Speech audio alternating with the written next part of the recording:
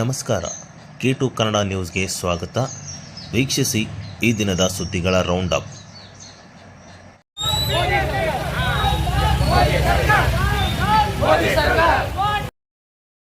Election commission ಸಹಾಯದಿಂದ BJP ಯಾವ ರೀತಿ ಮತಗಳ್ಳತನ ಮಾಡಿದೆ ಎಂದು ನಮ್ಮ ಪಕ್ಷದ ನಾಯಕರಾದ ರಾಹುಲ್ ಗಾಂಧಿ ಅವರು ಸಾಕ್ಷಿ ಸಮೇತ ತೋರಿಸಿದ್ದಾರೆ ಎಂದು ಜಿ ಕುಮಾರ್ ನಾಯಕ್ ಅವರು ಹೇಳಿದರು. ಅವರಿಂದು ಗುರುವಾರ ಜಿಲ್ಲಾ ಕಾಂಗ್ರೆಸ್ ಸಮಿತಿಯಿಂದ ತೀನ್ ಕಂದಿಲ್ ವೃತ್ತದಿಂದ ಡಾಕ್ಟರ್ BR ಅಂಬೇಡ್ಕರ್ ವೃತ್ತದವರೆಗೆ ಕ್ಯಾಂಡಲ್ ಲೈಟ್ ಮಾರ್ಚ್ ಜಾಥಾದಲ್ಲಿ ಭಾಗವಹಿಸಿ ಮಾತನಾಡಿ, ಬೆಂಗಳೂರು ಸೆಂಟ್ರಲ್ ವಿಧಾನಸಭಾ ಕ್ಷೇತ್ರದ ಮಹದೇವಪುರದಲ್ಲಿ 1 ಲಕ್ಷಕ್ಕೂ ಹೆಚ್ಚು ಬಹುಮತ ಪಡೆದಿದೆ ಮತ್ತು ಯಾವ ರೀತಿ ಮತಗಳ್ಳತನವಾಗಿದೆ ಎಂದು ಸ್ಪಷ್ಟವಾಗಿ ತಿಳಿಸಿದ್ದಾರೆ ಎಂದು ಹೇಳಿದರು. ಕೇವಲ ಒಂದೇ ಕ್ಷೇತ್ರದಲ್ಲಿ 1 ಲಕ್ಷಕ್ಕೂ ಅಧಿಕವಾಗಿ ಬೋಗಸ್ ಮತದಾರರಿದ್ದಾರೆ. ಇಡೀ 2024ರ ಚುನಾವಣೆಯಲ್ಲಿ ಎಷ್ಟು ಇರಬಹುದು ಎಂದರು. ಮತಗಳ್ಳತನ ಮಾಡಿದವರು ಅಧಿಕಾರದಲ್ಲಿ ಇರಬಾರದು ಮತ್ತು ಹೋಟ್ ಚೋರ್ ಗದ್ದಿ ಚೋರ್ ಎಂದು ಘೋಷಣೆ ಕೂಗಿದರು. SIR ಕುರಿತು ಲೋಕಸಭೆಯಲ್ಲಿ ಚರ್ಚೆಯಾಗಬೇಕು. ವಿಧಾನಸಭಾ ರಕ್ಷಿಸಿ, ಪ್ರಜಾಪ್ರಭುತ್ವ ಉಳಿಸಿ ಎಂದರು. ಈ ಸಂದರ್ಭದಲ್ಲಿ ದೇಶದಲ್ಲಿ ನಡೆಯುತ್ತಿರುವ ಮತಗಳ್ಳತನ ಮಾಡುತ್ತಿರುವುದನ್ನು ಖಂಡಿಸಿ ಹಾಗೂ ಬಿಹಾರದಲ್ಲಿ ನಡೆಯುತ್ತಿರುವ ವಿಶೇಷ ಮತದಾರರ ಪರಿಷ್ಕರಣೆ ವಿರೋಧಿಸಿ ಕ್ಯಾಂಡಲ್ ಲೈಟ್ ಮಾರ್ಚ್ ನಡೆಸಲಾಯಿತು.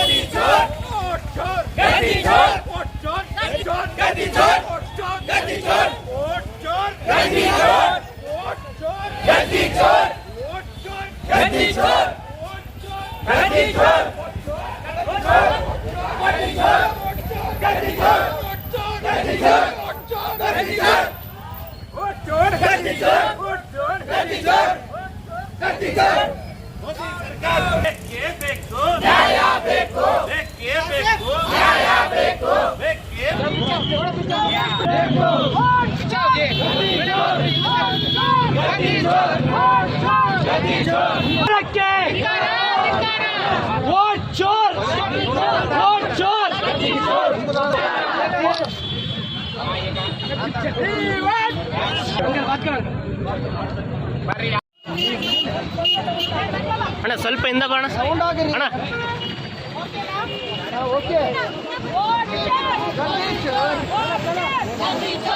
ಮಾನ್ಸೂನ್ ಅಧಿವೇಶನದಲ್ಲಿ ಲೋಕಸಭೆ ಮತ್ತು ರಾಜ್ಯಸಭೆ ಎರಡೂ ಕೂಡ ಗಲಾಟೆಯಲ್ಲಿ ಮುಳುಗಿರುವಂಥದ್ದು ನಿಮಗೆ ಗೊತ್ತಿದೆ.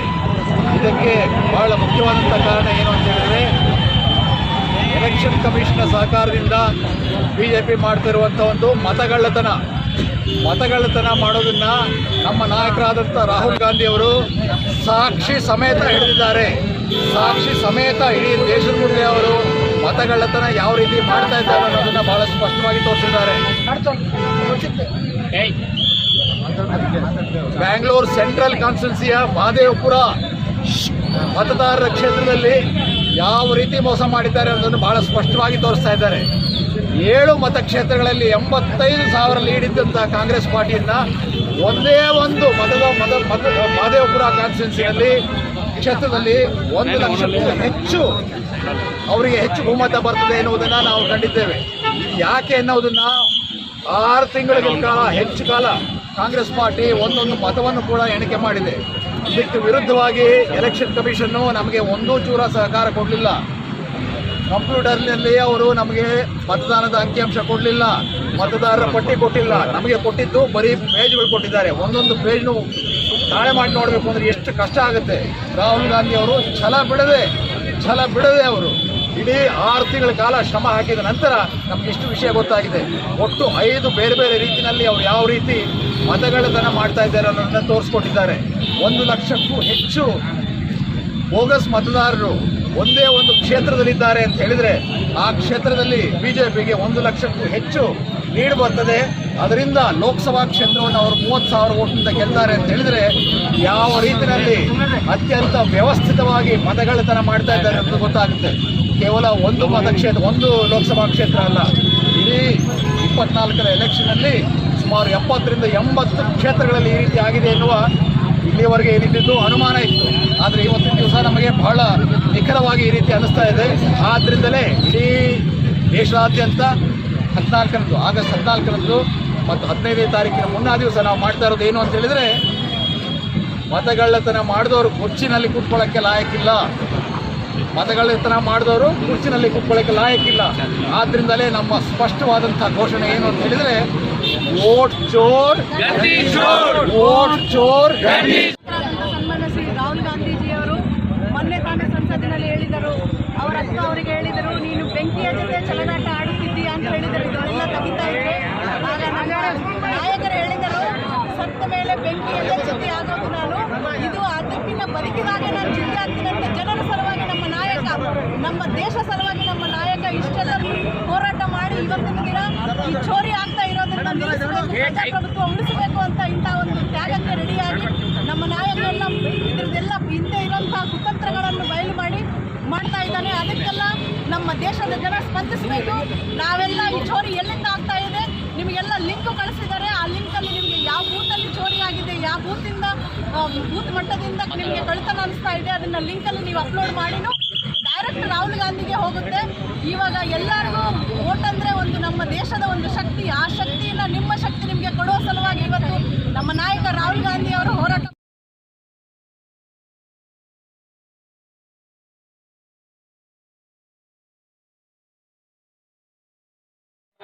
ಭಾರತ ದೇಶದ ಸ್ವಾತಂತ್ರ್ಯ ಹೋರಾಟಕ್ಕೆ ರಾಯಚೂರು ಜಿಲ್ಲೆಗೆ ಏಮ್ಸ್ ಮಂಜೂರು ಮಾಡುವ ಹೊಣೆ ಕೇಂದ್ರ ಸರ್ಕಾರದ ಮೇಲಿದ್ದು, ಈ ಬಗ್ಗೆ ಈಗಾಗಲೇ ರಾಜ್ಯ ಸರ್ಕಾರದಿಂದ ಅನೇಕ ಸಾಲ ಬೇಡಿಕೆ ಕೇಂದ್ರದ ಮುಂದಿರಿಸಲಾಗಿದೆ ಎಂದು ಜಿಲ್ಲಾ ಉಸ್ತುವಾರಿ ಸಚಿವರಾದ ಡಾಕ್ಟರ್ ಶರಣಪ್ರಕಾಶ್ ಪಾಟೀಲ್ ಅವರು ಹೇಳಿದರು. ಅವರಿಂದು ನಗರದ ಕ್ರೀಡಾಂಗಣದಲ್ಲಿ 79ನೇ ಸ್ವಾತಂತ್ರ್ಯೋತ್ಸವದ ಅಂಗವಾಗಿ ರಾಷ್ಟ್ರಧ್ವಜಾರೋಹಣ ನಂತರ ಜನರನ್ನು ಉದ್ದೇಶಿಸಿ ಮಾತನಾಡಿದರು. ಜಿಲ್ಲೆಯಲ್ಲಿ ವಿಮಾನ ನಿಲ್ದಾಣ ಮತ್ತು ಏಮ್ಸ್ ಮಹತ್ವದ ಯೋಜನೆಗಳು ಅನುಷ್ಠಾನಗೊಳ್ಳಬೇಕಾಗಿದೆ. ಈಗಾಗಲೇ ವಿಮಾನ ನಿಲ್ದಾಣ ಕಾಮಗಾರಿ ಆರಂಭಗೊಂಡಿದೆ. ಏಮ್ಸ್ ನೀಡುವ ಹೊಣೆ ಕೇಂದ್ರ ಸರ್ಕಾರದ ಮೇಲಿದೆ ಎಂದರು. ಕಲ್ಯಾಣ ಕರ್ನಾಟಕಕ್ಕೆ 371ನೇ ತಿದ್ದುಪಡಿಯ ನಂತರ ಈ ಭಾಗದ ಅಭಿವೃದ್ಧಿಗೆ 20,000 ಕೋಟಿ ನೆರವು ಬಂದಿದೆ. 80,000 ಯುವಕರಿಗೆ ಉದ್ಯೋಗ ಸೌಕರ್ಯ ದೊರೆತಿದೆ. 90,000 ವಿದ್ಯಾರ್ಥಿಗಳು ವೈದ್ಯಕೀಯ ಶಿಕ್ಷಣ ವಿದ್ಯಾರ್ಜನೆ ಮಾಡುತ್ತಿದ್ದಾರೆ. 5 ಗ್ಯಾರಂಟಿಗಳ ಮೂಲಕ ಜನರಿಗೆ ಹಣ ಒದಗಿಸುವ ಮತ್ತು ಅವರಿಗೆ ಸಹಕಾರ ನೀಡುವ ರಾಜ್ಯ ಸರ್ಕಾರದ ಮಹತ್ವದ ಯೋಜನೆಗಳೊಂದಿಗೆ ಅಭಿವೃದ್ಧಿ ಕಾರ್ಯಕ್ರಮವನ್ನು ಕೈಗೊಳ್ಳಲಾಗುತ್ತಿದೆ. ಜಗತ್ತಿನಲ್ಲಿ ಭಾರತದ ಸ್ವಾತಂತ್ರ್ಯ ತನ್ನದೇ ಆದ ಐತಿಹಾಸಿಕ ಮಹತ್ವವನ್ನು ಹೊಂದಿದೆ. ರಕ್ತ ಕ್ರಾಂತಿಯ ಮೂಲಕ ವಿವಿಧ ದೇಶಗಳು ಸ್ವತಂತ್ರ ಪಡೆದರೆ ಭಾರತ ಮಾತ್ರ ಅಹಿಂಸೆ ಮತ್ತು ಸತ್ಯ ಮಾರ್ಗದಲ್ಲಿ ಸ್ವಾತಂತ್ರ್ಯವನ್ನು ಪಡೆದಿದೆ ಎಂದರು. ಡಾಕ್ಟರ್ BR ಅಂಬೇಡ್ಕರ್ ಅವರ ಸಂವಿಧಾನ ನಮ್ಮ ದೇಶಕ್ಕೆ ಪ್ರಬಲ ಪ್ರಜಾಪ್ರಭುತ್ವ ವ್ಯವಸ್ಥೆ ಅಡಿಪಾಯ ಹಾಕಿದೆ. ಈ ಚರಿತ್ರೆ ನಮ್ಮ ದೇಶದ ಇತಿಹಾಸವಾಗಿದೆ ಎಂದರು. ಒಂದು ಅಭಿಲಾಷೆಯಂತೆ ಅವರಿಗೆ ಈ ಸಂವಿಧಾನವನ್ನು ಬರೀತಕ್ಕಂಥ ಜವಾಬ್ದಾರಿ ನಮ್ಮ ಸ್ವಾತಂತ್ರ್ಯ ಹೋರಾಟಗಾರರೆಲ್ಲರೂ ಸೇರಿ ಈ ದೇಶಕ್ಕೆ ಒಂದು ಶಾಶ್ವತವಾಗಿರ್ತಕ್ಕಂಥ ಸ್ವಾತಂತ್ರ್ಯ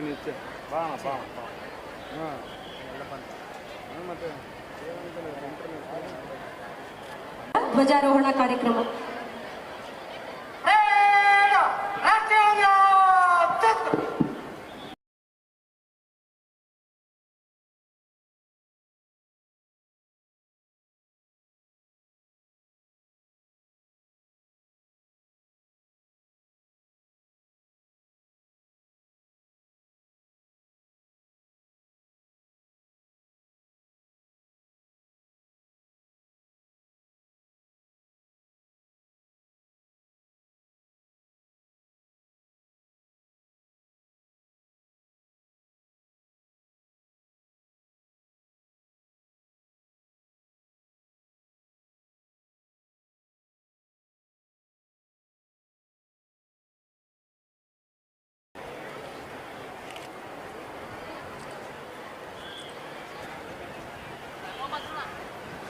ರಾಯಚೂರು ನಗರದ ನಾಗರಿಕರ ತಂಡ ಕುಮಾರಿ ಪವಿತ್ರ ಇವರ ನೇತೃತ್ವದಲ್ಲಿ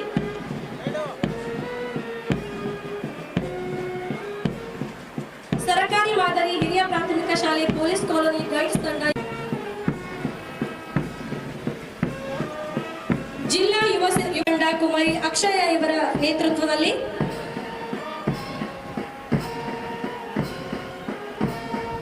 ಸರ್ಕಾರಿ ಪ್ರೌಢಶಾಲೆ KEB ಕಾಲೋನಿ ರಾಯಚೂರು ಭಾರತ ಸೇವಾದಳ ಇವರು ಕುಮಾರಿ ಶಕುಂತಲಾ ಇವರ ಒಂದು ಪಥಸಂಚಲನ ಅತ್ಯಂತ ಸುಂದರ ಹಾಗೂ ನಯನ ಮನೋಹರವಾಗಿರ್ತಕ್ಕಂತಹ ಜಿಲ್ಲಾ ಸಶಸ್ತ್ರ ಮೀಸಲು ಪಡೆ ರಾಯಚೂರು DAR ತಂಡ ಶ್ರೀ ಉದಯ್ ಕುಮಾರ್ RSI DAR ರಾಯಚೂರು, ಹಾಗೆಯೇ ಅಗ್ನಿಶಾಮಕ ಠಾಣೆ ಶ್ರೀ ರಾಜು ನರಸಪ್ಪ ಠಾಣಾಧಿಕಾರಿಗಳು ಇವರ ನಾಯಕತ್ವದಲ್ಲಿ ಬಾಲಕಿಯರ ಸರ್ಕಾರಿ ಪ್ರೌಢಶಾಲೆ ಸ್ಟೇಷನ್ ರಸ್ತೆ ರಾಯಚೂರು,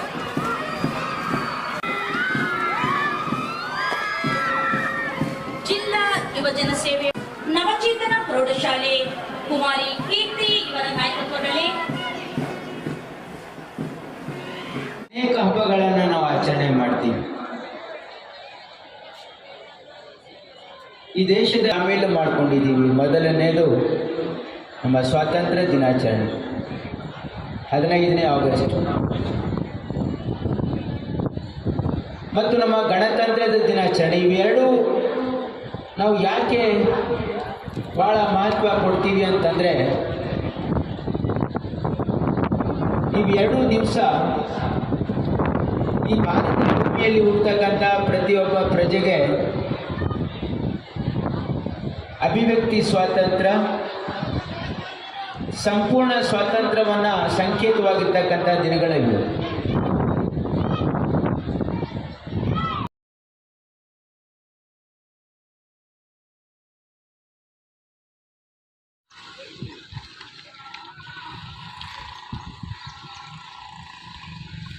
ಎಪ್ಪತ್ತೊಂಬತ್ತನೇ ಸ್ವತಂತ್ರ ದಿನೋತ್ಸವದ ಅಂಗವಾಗಿ ರಾಯಚೂರು ಜಿಲ್ಲಾ ಲ್ಯಾಂಡ್ರಿ ಧೋಬಿ ಘಾಟ್ನಲ್ಲಿ ಧ್ವಜಾರೋಹಣ ನೆರವೇರಿಸುವ ಮೂಲಕ ಆಚರಿಸಲಾಯಿತು.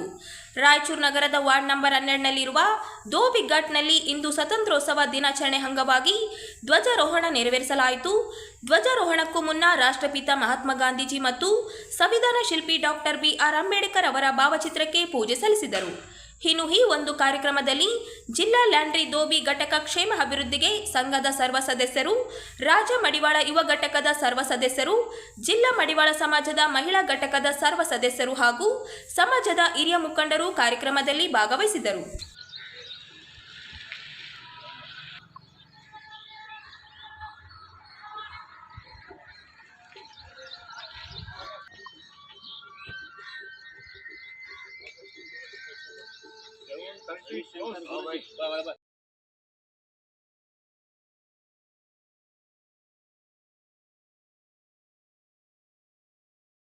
ಕಲ್ಯಾಣ ಕರ್ನಾಟಕ ಭಾಗದಲ್ಲಿ ಶರಣಬಸಪ್ಪ ಅಪ್ಪ ದೇವಸ್ಥಾನ ಅಂದ್ರೆ ಪೂಜನೀಯ ಭಾವನೆ ಇದೆ. ಪೀಠಾಧಿಪತಿ ಮಹದಾಸೋಹಿ ಶ್ರೀ ಶರಣಬಸಪ್ಪ ಅಪ್ಪ ಲಿಂಗೈಕ್ಯರಾಗಿದ್ದು ದುಃಖಂ ತಂದಿದೆ ಎಂದು ರಾಯಚೂರಿನಲ್ಲಿ ಸಚಿವ ಡಾಕ್ಟರ್ ಶರಣಪ್ರಕಾಶ್ ಪಾಟೀಲ್ ಸಂತಾಪ ಸೂಚಿಸಿದರು. ರಾಯಚೂರು ನಗರದ ಮಹಾತ್ಮ ಗಾಂಧಿ ಕ್ರೀಡಾಂಗಣದಲ್ಲಿ ಧ್ವಜಾರೋಹಣದ ನಂತರ ಮಾಧ್ಯಮದೊಂದಿಗೆ ಮಾತನಾಡುತ್ತಾ, ವಿಶೇಷವಾಗಿ ಕಲ್ಯಾಣ ಕರ್ನಾಟಕ ಭಾಗದಲ್ಲಿ ಈ ದೇವಸ್ಥಾನದ ಪ್ರಭಾವ ಇದೆ. ಈ ಭಾಗದಲ್ಲಿ ಅನ್ನದಾಸೋಹ, ಶಿಕ್ಷಣ ದಾಸೋಹ ಮುಖಾಂತರ ನಾಡಿನ ಜನರ ಮನಸ್ಸು ಗೆದ್ದು ಆಧ್ಯಾತ್ಮದ ಕಡೆಗೆ ಜನರನ್ನು ಸೆಳೆಯುವ ಕಡೆಗೆ ಅಪಾರ ಕೊಡುಗೆ ಇದೆ. ಅವರ ದೇವರು ಆತ್ಮಕ್ಕೆ ಶಾಂತಿ ಕೊಡಲಿ ಎಂದು ಸಂತಾಪ ಸೂಚಿಸಿದರು. ಅದ್ರ ಬಗ್ಗೆ ನನಗೆ ಮಾಹಿತಿನೇ ಇಲ್ಲ. ಟ್ರಾಮಾ ಸೆಂಟ್ರಿಗೆ ಸುಮಾರು 10 ಕೋಟಿ ರೂಪಾಯಿ ವೆಚ್ಚದಲ್ಲಿ ಟ್ರಾಮಾ ಸೆಂಟ್ರನ್ನು ಉದ್ಘಾಟನೆ ಮಾಡ್ತಾ ಇದ್ದೀವಿ. ಮತ್ತು ಕ್ಯಾನ್ಸರ್ ಆಸ್ಪತ್ರೆ 50 ಕೋಟಿ ರೂಪಾಯಿ ವೆಚ್ಚದಲ್ಲಿ ಇವತ್ತು ನಮ್ಮ ಒಪೇಕ್ ಆಸ್ಪತ್ರೆಯಲ್ಲಿ ಸಾಕಷ್ಟು ಒಳ್ಳೆ ಒಂದು ಬೆಳವಣಿಗೆ ಇದೆ. ಇಲ್ಲಿ ಟ್ರಾಮಾ ಸೆಂಟ್ರ್ ಆಗುತ್ತೆ ಮತ್ತು ಅಲ್ಲಿ 50 ಕೋಟಿ ರೂಪಾಯಿ ವೆಚ್ಚದಲ್ಲಿ ನಾವು ಒಂದು ಕ್ಯಾನ್ಸರ್ ಆಸ್ಪತ್ರೆ ಮಾಡ್ತಾಯಿದ್ದೀವಿ. ರಾಯಚೂರು ಜಿಲ್ಲೆಯಲ್ಲಿ ಸುಮಾರು 74 ಕೋಟಿ ವೆಚ್ಚದಲ್ಲಿ ಒಂದು GTTC, ಯಾಕಂದರೆ ರಾಯಚೂರು ನಗರ ಭಾಗದಲ್ಲಿಲ್ಲ ಅಂಥೇಳಿ ಇವತ್ತು ರಾಯಚೂರು ರೂರಲ್ ಅಲ್ಲಿ ಒಂದು GTTCಯನ್ನು ಎಸ್ಟಾಬ್ಲಿಷ್ ಮಾಡ್ತಾಯಿದ್ದೀವಿ. ಸಿಂಧನೂರಲ್ಲಿ ಒಂದು GTTC ಎಸ್ಟಾಬ್ಲಿಷ್ ಮಾಡ್ತಾಯಿದ್ದೀವಿ. ಮತ್ತು ಒಂದು 40 ಕೋಟಿ ರೂಪಾಯಿ ವೆಚ್ಚದಲ್ಲಿ ಒಂದು ಕನ್ವೆನ್ಷನ್ ಸೆಂಟರ್ ರಾಯಚೂರು ಜನರಿಗೆ ಅನುಕೂಲ ಆಗಲಿ ಅಂಥೇಳಿ ಅಗ್ರಿಕಲ್ಚರ್ ಯೂನಿವರ್ಸಿಟಿ ಆವರಣದಲ್ಲಿ 40 ಕೋಟಿ ರೂಪಾಯಿ ವೆಚ್ಚದಲ್ಲಿ ಒಂದು ಕನ್ವೆನ್ಷನ್ ಸೆಂಟರನ್ನು ಮಾಡ್ತಾಯಿದ್ದೀವಿ. ಇವೆಲ್ಲ ಈ ಭಾಗದ ಡೆವಲಪ್ಮೆಂಟಿಗೆ ಭಾಳ. ನಮ್ಮ ಇಡೀ ಕಲ್ಯಾಣ ಕರ್ನಾಟಕ ಭಾಗದಲ್ಲಿ ಶರಣಬಸವೇಶ್ವರ ದೇವಸ್ಥಾನ ಎಲ್ಲರ ಪೂಜನೆಯ ಭಾವನೆ ಇದೆ. ಅದರ ಪೀಠಾಧಿಪತಿಗಳಾಗಿರ್ತಕ್ಕಂಥ ಅಪ್ಪ ಶರಣಬಸವಪ್ಪ ಅಪ್ಪ ಅವರು ಲಿಂಗೈಕ್ಯ ಆಗಿರೋದ್ರಿಂದ ನಮ್ಮೆಲ್ಲರಿಗೂ ಕೂಡ ಭಾಳ ದುಃಖ ಆಗಿದೆ. ಮತ್ತು ಇವತ್ತು ಅಂತಿಮ ಸಂಸ್ಕಾರ ಕೂಡ ಇದೆ.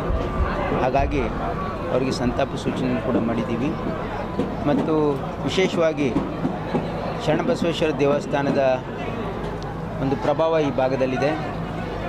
ಅವರ ಆ ದಾಸೋಹ, ಅನ್ನದಾಸೋಹ ಮತ್ತು ಇತ್ತೀಚಿನ ದಿನಗಳಲ್ಲಿ ಶಿಕ್ಷಣ ದಾಸೋಹದ ಮುಖಾಂತರ ಈ ನಾಡಿನ ಜನರ ಮನಸ್ಸು ಗೆದ್ದು ಇದು ಅಧ್ಯಾತ್ಮದ ಕಡೆಗೆ ಜನರನ್ನು ಸೆಳಿತಕ್ಕಂಥದ್ದಕ್ಕೆ ಭಾಳ ದೊಡ್ಡ ಅಪಾರ ಕೊಡುಗೆ ಹುಟ್ಟಿದೆ.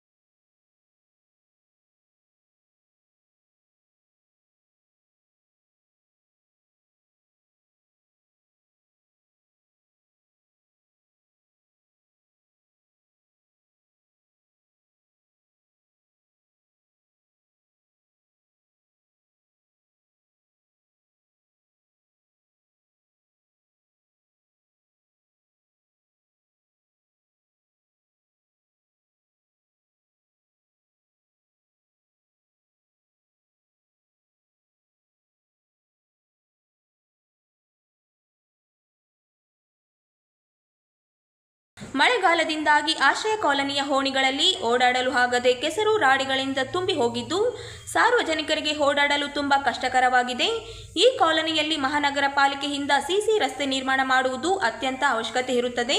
ಈ ಮೇಲಿನ ಎಲ್ಲ ಬೇಡಿಕೆಗಳನ್ನು ಕೂಡಲೇ ಈಡೇರಿಸಬೇಕು.